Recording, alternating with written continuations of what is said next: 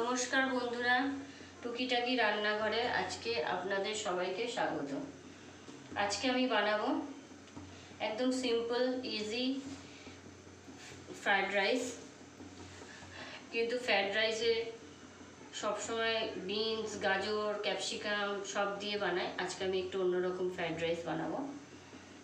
ঘরে তো সবসময় বিনস, গাজর, ক্যাপসিকাম থাকে না, তাই না থাকলে ইজি প্রসেসে কীভাবে ফ্রাইড রাইস বানানো যায় আর একটাতেই যাতে কাজ মিটে যায়, মানে আর যাতে সবজি বানাতে না লাগে।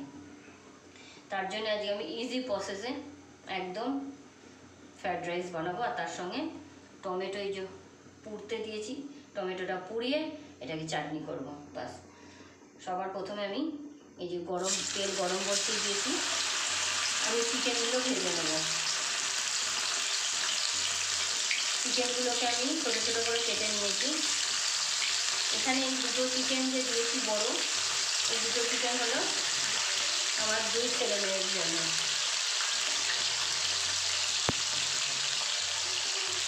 চিকেনগুলোকে ভেজে নেব, তারপর চট করে রান্নাটা হয়ে যাবে। দেখুন, চিকেন ভেজে তুলে নিয়েছি। এখন আমি তেলের মধ্যে পেঁয়াজগুলো দিয়ে দেবো। না, সবার প্রথমে রসুন দেবো। সরি, ভুল হয়ে গেছে। সবার প্রথমে রসুনটা দিয়ে দিলাম।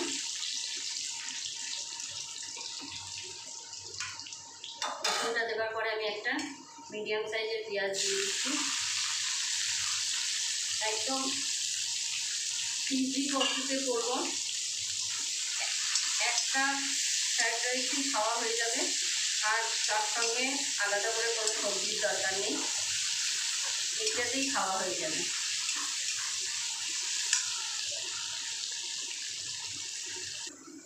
দেখুন, পেঁয়াজটা একটু হালকা ভাজা হয়ে গেছে, বেশি ভাজা করার দরকার নেই। এরকম ভাজার সময়তে আমি এই যে ছোটো ছোটো করে আলু কেটে রেখেছি।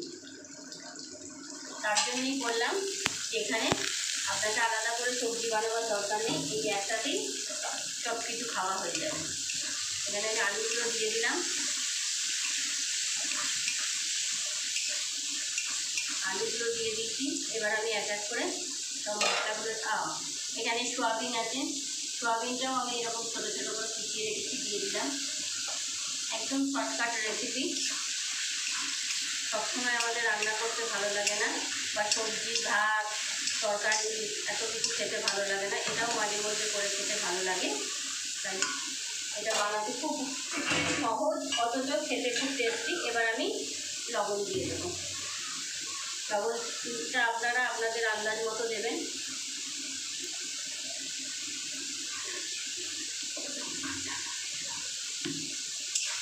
লবণটা দিয়ে দিলাম।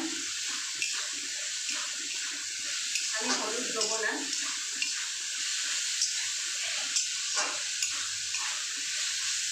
বাস, এবার আমি একটু ঢেকে দেবো। এখানে আমি একটু 2-4 মিনিট ঢেকে দিলাম।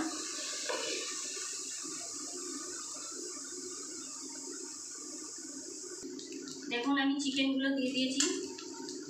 আলু, পেঁয়াজ, সয়াবিন, চিকেন সব দিয়ে দিয়েছি। এখন আমি চালটা দিয়ে দেবো, মানে চাল মানে ভাত। আমি ভাত অলরেডি করে রেখে দিয়েছি, ভাতটা দিয়ে দেবো।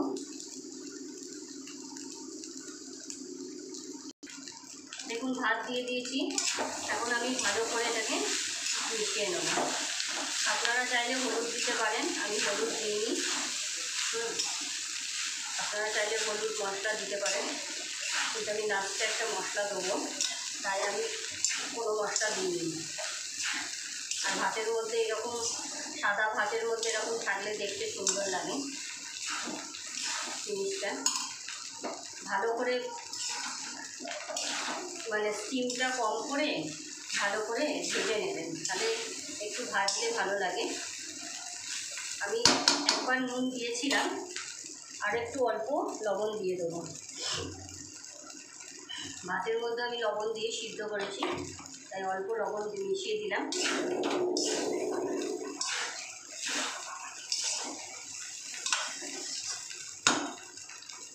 দেখুন এইভাবে আমি ভাতটা 90% কুক করে নিয়েছিলাম, তাই আর বেশি ইয়ে করতে হবে না।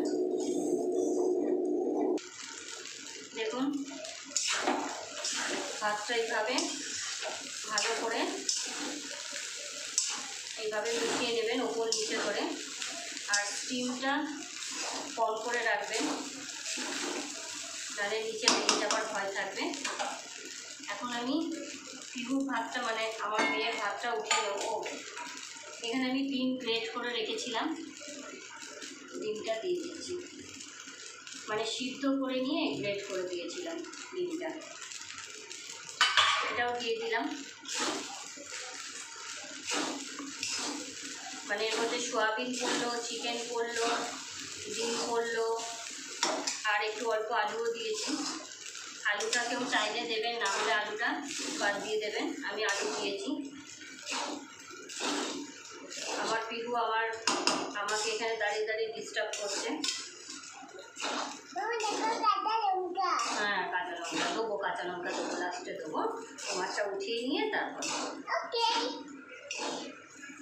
একটু ভালো করে মিশিয়ে নিয়েছি, দেখতেও সুন্দর লাগছে। আমার মেয়েরটা আগে উঠিয়ে নিই।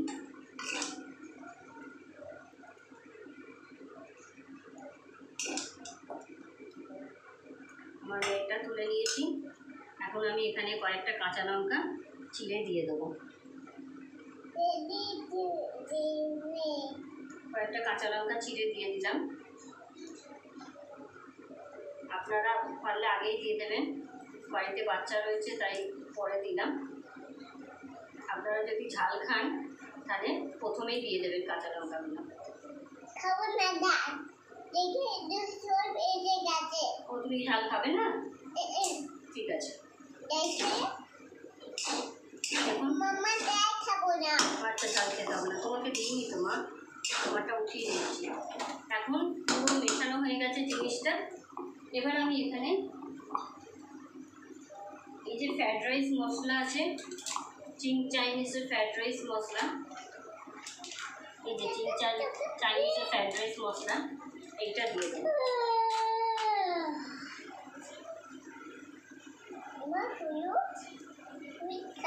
বেশি দেবো না, অল্পই দিচ্ছি। ফ্রাইড রাইস মশলা দিয়ে দিলাম। আমি এটাকে আবারও ভালো করে মিশিয়ে নেব।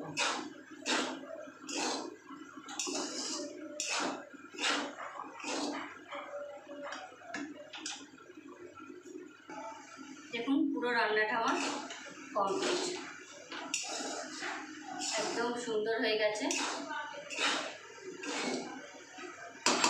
খুব সুন্দর হয়েছে। এর সঙ্গে আপনি শসা পেঁয়াজ মানে স্যালাড করে, আর নাহলে রায়তা দিয়েও খেতে ভালো লাগে। আমরা অবশ্য টমেটো পুড়িয়ে এটার চাটনি করে তারপরে খাবো। এই দেখুন আমি এখানে অলরেডি চাটনির সব প্রিপারেশন করে রেখেছি। এই যে টমেটো পুড়িয়ে ওপরের টমেটোর খোলাটা ফেলে দিয়ে, এই যে পেঁয়াজ, কাঁচা লঙ্কা, সর্ষের তেল আর দিয়ে ভালো করে মেখে নেবো এটার সঙ্গে, বাস। তাহলে আমার চ্যানেলটিকে সবাই সাবস্ক্রাইব করবেন, অনেক অনেক শেয়ার করবেন আমার ভিডিওটি, লাইক করবেন, কমেন্ট করতে ভুলবেন না।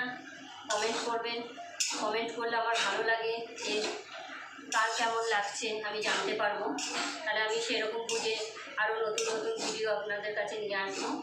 অবশ্যই এই রান্নাটা, এই ফ্রায়েড রাইসটা একবার বানিয়ে খাবেন, খুব শর্ট টাইমে সব কিছু দিয়ে একদম হয়ে গেল, একসাথেই সব কিছু, আর আলাদা করে সবজি লাগবে না।